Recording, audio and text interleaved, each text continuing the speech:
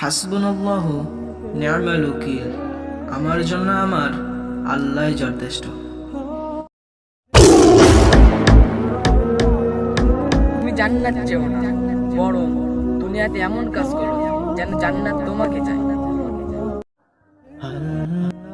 আল্লাহ বলেছেন, যে ব্যক্তি আমার ভয়ে চোখের এক ফোঁটা পানি ফেলবে, আমি তার জন্য জাহান্নামের আগুন হারাম করে দেব। সুবহানাল্লাহ। এই পৃথিবী মুমিনদের জন্য কারাগার, আর অবিশ্বাসীদের জন্য জান্নাত। কোরআনের হরফগুলি কালো, কিন্তু ভিতরে লুকিয়ে আছে হেদায়েতের আলো।